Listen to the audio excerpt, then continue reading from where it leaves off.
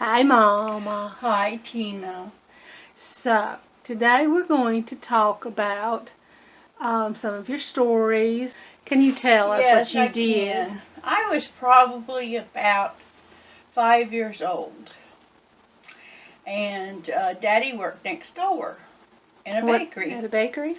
Him and my uncle's son had a bakery together. It was their bakery. Oh, okay. Your grandfather could bake. I Yeah. mean, he could really bake good stuff. Was it a cake? Was it bread or cakes or? They did bread. They did cakes. They was a baker. Wow. And probably a lot of the kids in the family don't really know about that. But yeah, Daddy was. So Mama sent me over there to ask Daddy what he wanted for supper that night. So I said, okay, Mommy, I'll go. So I went over there and I asked Daddy, Daddy, what you want to have for supper tonight? Well, he told me beans and cornbread. So by the time I got back to Mama, I decided I wasn't telling her that Daddy wanted beans and cornbread. I went to the window, I said, Mama, Daddy said he wanted fried chicken, mashed potatoes, and gravy. That's what he wanted for supper. She says, oh, he did he? Well, this morning he told me how he wanted beans. Well, I didn't know how to get out of that one. So what did you do? I just looked at her and says, oh. Oh, but my I didn't goodness. Want the beans. You didn't want the beans? No, I didn't want the beans. I wanted chicken. But it was beans he wanted. No, it was beans and cornbread he wanted. Probably some fatback along with it. Uh-huh. Now, fatback, people don't know about fatback like it was back then. Fatback wasn't that thick stuff. It was cut thin, and it had a little rind on it. Salted fatback. Yeah. And if you fried it good and got it kind of on the brown side where it's a little crispy, it was pretty good stuff back then. Yeah. That doesn't sound like good to people right now because people try to watch out for fat. But that's what we would have sometimes. We were poor people. We didn't have a whole lot of money. But my mother, she knew how to fix a meal. Now, your grandmother was a very, very good cook. Yeah. And she could have totally amazed us at what she could put on the table at times. Well, we had to go down to the grocery store and pick up a few things when me and Mama go. And we was just happy walking home, and all of a sudden Mama looked and she says, Erling, what's that up in our tree? I says, I don't know, Mama. I started looking, and I looked, and I says, Mama, that's our brother, my brother.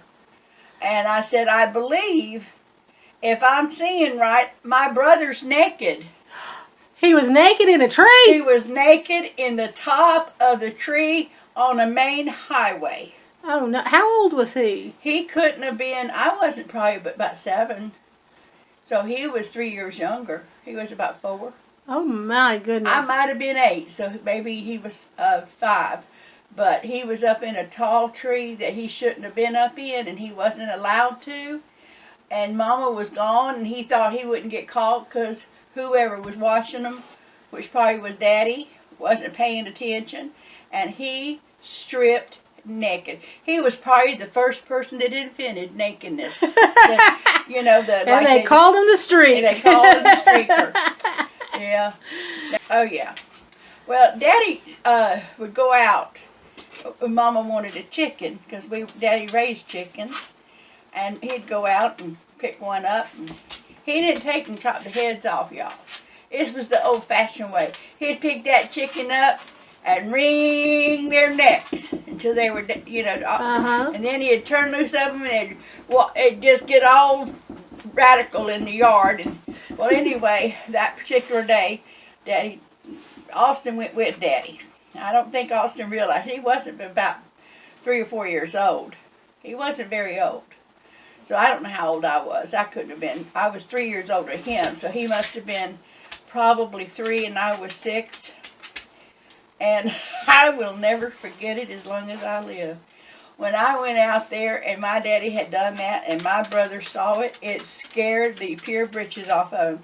He went screaming and crying to Mama, hollering, "Daddy chicken, Daddy chicken, Daddy chicken." And I tell you what, Daddy, I can close my eyes right now and see my daddy laughing so hard that he would bend double. I remember many times him doing that. Yeah, my daddy had a very boisterous laugh. Yeah, he did. When something would tickle him, he would just get so tickled until he would either turn red or he would just bend double because he was so funny. Sister Linda. Oh yeah, my sister Linda. Linda, do you have a favorite that you like to tell? Oh, there's so many of them. Oh, I know. Never mind. I know the story I want to tell. Okay. Well, Linda she was going to private school. Now, I don't know how they afforded that. But they did. She was the baby at the time. So you have to remember that was just Austin, me, and Linda. I was the oldest.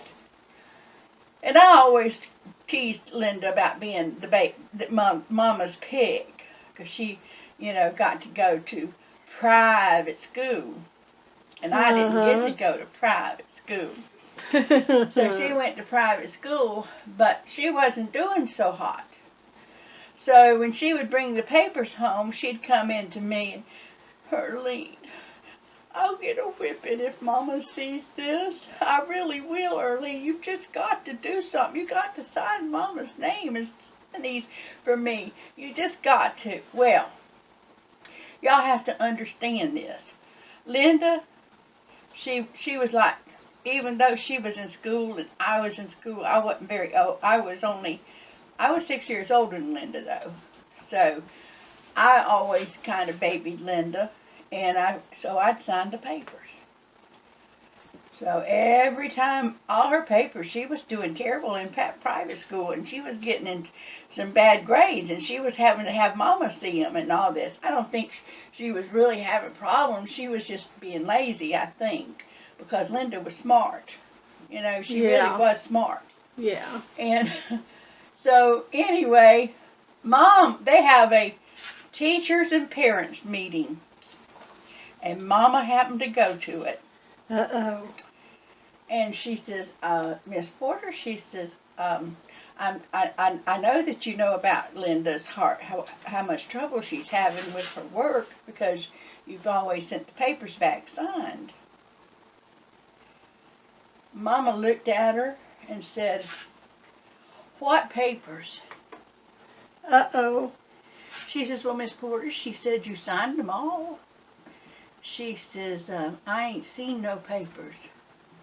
Uh-oh. She says, "But I have a good idea who signed those papers." Uh-oh. So she comes home, she calls me and Linda in, and she says, "Yeah, now y'all got to picture Mama, okay?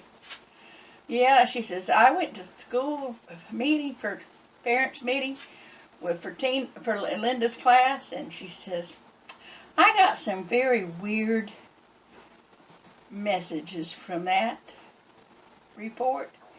She says, "She told me that, Linda," she says, "she told me that you wasn't doing very good, honey, and that she had been sending home your paperwork, and some mysterious person signed all those papers." Oops. And she looked at me and she says, "Earlene," she says, "you do a pretty good job on signing my name, but I know it was you. So what was you thinking of?" I says, "Well, Mama, she was always so pitiful. She'd come crying to me and tell me she's going to get a whipping. And if she got a whipping, it would be bad. And I couldn't stand it." I says, "I just couldn't stand to think of my sister Linda, my sister getting a whipping. So I signed them." What'd she do? She didn't do anything to us. She says, "All right, don't ever let it happen again." So did Aunt Linda start doing better in school? Mother started working with her. And Linda started doing good. I think that Linda just had to have time because Linda was smart. Mm-hmm. And as she got up in higher grades and everything, she did well. I just think that she just had to have a little bit more time to adjust. Yeah. You know, some kids just don't automatically adjust just because they start first grade. See, back then they didn't have kindergarten. Right. And Linda's one of those ones that should have had gone to kindergarten. Yeah. To where she could have been prepared for first grade. I also remember something about her getting special eggs because she would only eat certain kinds of eggs or something. Sakes, yes. Now this will show you. This will show you how partial at that time that Mama was with her kids. Mamas are always partial when they've got three. You know, three, and the one that's the baby is always. We always think she's the favorite. Mm-hmm. Mama always showed it. She might not have been her favorite, but she was her baby. Yeah. You don't mess with her baby. Well, Linda didn't like eggs, so she wouldn't eat eggs. Mama worried about that now. That Mama was a good mama. Yeah. She loved us all. And I give Linda a hard time, but Mother loved us all. Yeah. But everybody's that way about their baby. So what'd she do about Linda not liking eggs? She found out about somebody around that neighborhood at Maxwell told Mama about somebody that had these chickens that laid little tiny eggs. Guinea chickens. Oh, guinea eggs. Okay. Guinea eggs. So Mama went and bought some from her to see if Linda, so she showed Linda the eggs, and she says, Linda, she says, I got you some little eggs, just your size. She says, I think you'll like these. So she, for breakfast the next day, she fixed some for Linda, and Linda liked them. Just amazing. An egg is an egg. But to her, that little egg wasn't so much to eat. Yeah. And she could handle that little egg. Right. So I don't know if she likes eggs today, because I've not asked her. I need to ask her that. But Linda's always had a very sweet side to her. Oh, yeah. She still does. Yeah. She always cares about each and every one of her sisters. She prays for her sisters all the time. She is a prayer warrior. Yeah. There's another one of your sisters that Grandma may have been partial to Aunt Linda, but I think you had some partiality to another one of your sisters, a certain Joyce. Oh, my Joyce. Tell us about your precious Joyce. Joyce came along when Mother was, Mother was around 36 years old. And here she has a baby, and she names her Joyce. Well, with Mama having so much going on, I sort of became the surrogate mama, or the babysitter, or whatever. But Joyce, I love that young'un. Gosh knows, I would have done anything for her. I still would. Kind of like she's like my young'un. Joyce, Mama at that time, I want everybody to understand this though. Our Mama was not doing well at that time. My Mama was sick. And so I was taking care of Joyce quite a bit because Mama was not able to. She was too weak to carry her, so you did. So I took care of her. When we'd go somewhere, I'd take care of her. If we went to the park, to the beach or whatever it was that we went to that time, I took care of her. Mama just wasn't able to at that time. And so Joyce became attached to me. Yeah. And so anyway, when I got married and left, Joyce started stuttering. Oh dear. And the doctor asked Mama at that time if something had traumatically happened in her life that would change something, cause this. Mama said no, but there was. You left. I left. I got married. Joyce was attached to me. Yeah. Now, before you got married and left, you told me about something about vanilla wafers. Oh, yeah. We always kept a box of vanilla wafers in the cabinet Daddy built, and they were for Joyce.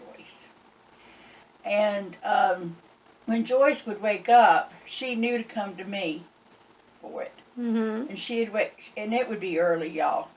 It would be early. But she would come and wake me up, and she'd shake me. She'd say, oh, Ian, get up, cookie, cookie, cookie.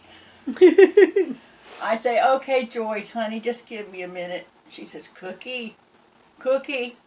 I said, okay. So I'd get up and go in there with her, and she'd just go walk. She was so precious. Because Joyce is not very tall even now. She's so cute. Yeah. And so she was a beautiful, beautiful child, baby, when she was so little. But she'd go in there, and I'd open up that cover, and I'd take out that vanilla wafer bar. And I'm telling you what, that was gold to her. That was absolutely gold. And I'd give her a cookie for each hand. Oh. That was the cutest little thing when she'd wobble away with both those cookies. She had got her prize, you know. Yeah. Yeah. You know. But we're still close. I love Joyce very much. She's my one of my sisters. She's my sister, and she's very precious to me. But all of my sisters are precious to me. I love all of my sisters. Yeah. And we'll do a second video where you can tell stories about the others.